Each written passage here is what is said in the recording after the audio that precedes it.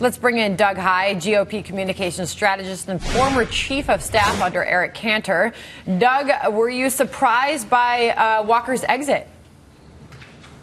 No, not at all. You know, we've looked for so many weeks and months now for what an overall strategy has been for Scott Walker. And what we saw was more situational strategy, not a long-term strategy. Certainly evidenced by the last debate, the amount of talk about how Scott Walker needed to perform really well at one debate tells you that he was really on the ropes. There was no long-term viability. And certainly when you have trouble appealing to supporters, that affects your finances too. So a loss of supporters, a loss of finances means Scott Walker had to get out of the race. He did the smart thing. All right, so how does this change things? Well, it changes things because it allows more room for the conversation. You certainly saw Scott Walker's comments last night talking about viable conservatives, an alternative to Trump. It really shows how Donald Trump has taken over this entire race, how anything that Donald Trump says or does completely runs roughshod over any real substantive message that the candidates are trying to get out. So you'll see candidates continuing to try and do that. There'll be more room for them. But let's also remember, Scott Walker didn't have a whole lot of supporters towards the end. The last poll had him at less than 1%. So it's not clear that anybody's going to massively benefit from a Walker exit just yet. Keith, you seem to agree. Yeah, I mean, for me, it's just we're kind of getting down the line here of realizing what the mistakes are, what the weaknesses are of some of these candidates. To me, maybe this opens the discussion or opens the actual debate on what these guys should be running on and running with some form of leadership. Are you running on low taxes? Are you running on cutting spending? Are you running on non-protectionist kind of Trump rhetoric? Do you think this opens the door for somebody to say things like that? Well, actually, it's interesting. I think so, and I sure hope so. If you look at please go ahead. No, you're the expert. Please finish.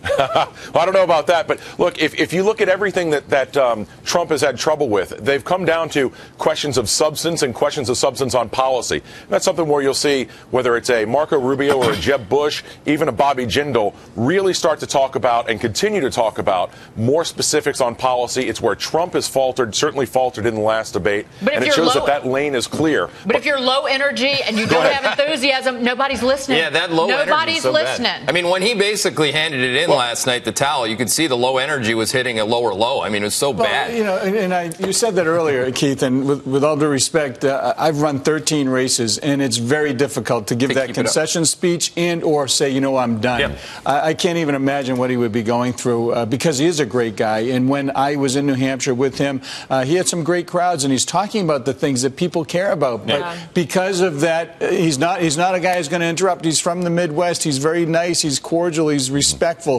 And he's not necessarily going to be yelling and screaming. But he prepped for that second debate. He prepped and prepped, and he got the least amount of time of any candidate on that stage. I wasn't there. I wasn't advising him. But here's what I hope happens in the future. I hope other people will drop out because we can have a more narrow field and we can really focus on the issues. And I agree with what was just said. When you talk about specifics, I want to build a wall. How are you going to do it? I want to make us the greatest military. I just retired after 35 years in the military. We're in $17+ trillion national debt. But Doug, the argument on the other side of this is that why? Yeah. If Donald Trump's leading in the polls as much as he is, by just saying those things and putting those simple ideas out there and not explaining how or why he's going to do it. Because there's a cap. Why get into details? No, I'm just giving you on the details, Rubio's rise, many would argue, is because he got specific on foreign policy details. Absolutely. This is like the big question for me. Who's going to get specific on free market capitalism? I still haven't seen it yet.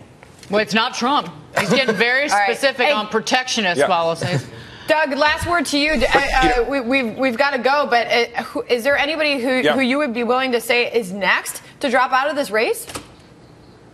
Well, I think people who are at the lower tier, if you're looking at the people who are in what we call the happy hour debate, they've got a problem. But also this emphasizes that while in this post-Citizens United world, while having a strong and well-funded super PAC is nice, it is no replacement for a strong candidate with a strong message and a strong strategy to implement those plans.